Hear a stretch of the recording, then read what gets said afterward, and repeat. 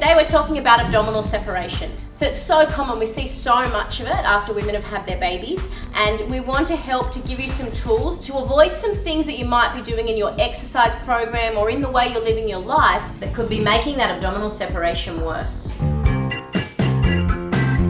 So what is abdominal separation? Well, basically when we're pregnant, obviously the belly grows and the muscles start to need to move apart to make room for baby. After birth, ideally those muscles should come back together, but in a lot of cases they don't. So you might be left with what's called a 2 centimetre or 2 finger abdominal separation, or 4 centimetres, or sometimes we've even seen ladies with a whole hand abdominal separation. Now what does that look like? Sometimes if it's a small abdominal separation you can't see it, but in other times what you'll see is sort of a gully running down the middle of your tummy. So the muscles will be here and there's just sort of loose skin falling through the middle. For others it will present like almost a dome shape to the belly, and women will report feeling or looking like they're 5 or 6 months pregnant even after they've had the baby.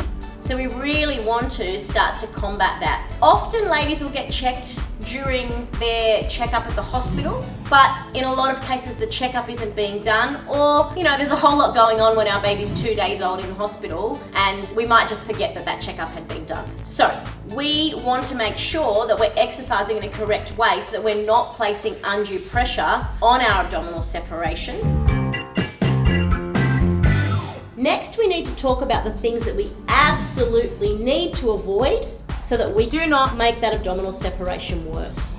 Because we have had instances where one particular lady had 4-finger abdominal separation at birth. She went to a local boot camp and was doing very inappropriate exercises, which the trainer thought that she was modifying, but unfortunately was modifying still in an inappropriate way. And this poor mother then ended up with a 19 centimetre abdominal separation, which had to be measured under ultrasound. So pretty horrific. So trainers, please take this video on as an educational tool for yourselves so that you can look after your clients and not harm them. One thing we should never do is to bring our body into forward flexion. So that's that sit-up motion that we were doing just then to test the abdominal separation. So we would never do crunches or sit-ups or all these forward full sitting up actions. I know it's tempting after you've had a baby, you want to get the abdominals back, but it's not the way to do it. Alrighty, so we want to avoid forward flexion, and that would include being in poor posture, because when we're in poor posture, it's bringing us constantly into forward flexion. So the next exercise that we're going to talk about is the Russian twist. It is a no-no when we've got abdominal separation. Things that are directly targeting the obliques, these abdominals at the side here, will actually cause the abdominal separation to open and stay open. So we need to avoid the Russian twist or exercises that directly target the obliques. What I mean is if I'm here and I'm twisting here, okay, that's a no-no. What we can do and what we say to our clients, if you've got abdominal separation, instead of doing the twist, you can still sit in your V-sit position and lift your ball or your arms straight up and down. But I do need to stop there, because if we go to lift a weight and that weight is too heavy, we're going to get a forward bulging of the tummy. I could lift it, and if my tummy bulged out, then that would mean that I had placed pressure on it. So we really need to be mindful of what we're lifting and that we can lift it correctly with our core maintained, so that we then don't place pressure on that abdominal separation. So I always say to ladies, imagine your pants, your zipper is like your pelvic floor and your button is like your deep abdominal line. If I go to do an exercise and I were to split my jeans, then my core has switched off, which also means I've placed more pressure on my abdominal separation. So we want to avoid that. The next exercise we want to talk about, or the next movement, is the squat. And if we think about the way we live our lives, we need to squat in everyday life to bend down and pick things up. As we, get down to lift, we need to make sure that we're squatting effectively and that we're maintaining our core. Otherwise, again, we're placing pressure on the abdominal separation, or even if we've just got abdominal weakness, we want to really ensure that we can hold ourselves correctly. Otherwise, there's great risk of prolapse and pelvic floor damage, as well as impacting our abdominal separation. So if I can stress enough, when we're squatting, when we're lifting anything, we need to do it in correct form.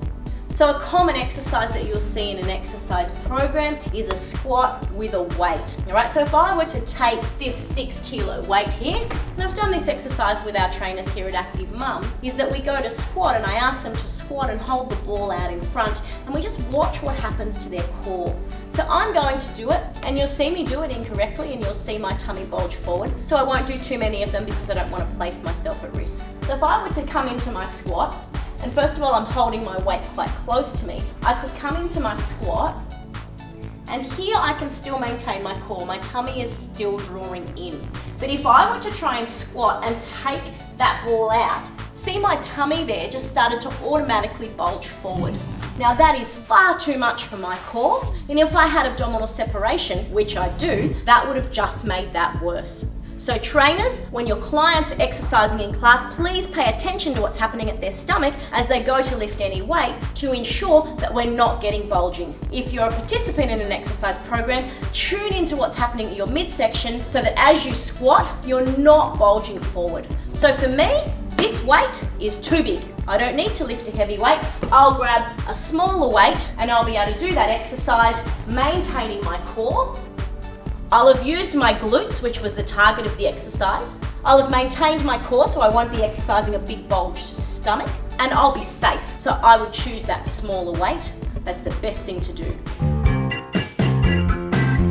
Hopefully you've got some great tips and tools today that you'll be able to take away to keep yourself safe during pregnancy and after birth so that we're not making that abdominal separation worse. It's super important that we are seeking out a trainer that is specializing in pre and postnatal, because the general personal trainer specification just doesn't cover this stuff in detail. We've been working with over 1,000 mums and pregnant women over the last 9 years, as well as working closely with women's health specialists. So we know and understand what's happening to a female's body during this time in their life. Unfortunately, the education just isn't out there in the general personal training specification, so trainers just aren't knowing what to look out for to keep you safe during a program. So trainers, please take this on board as an education tool. So ladies, please keep this in mind so that we can be fit and strong and our bodies can function well now and into the future. Take care and have a great day.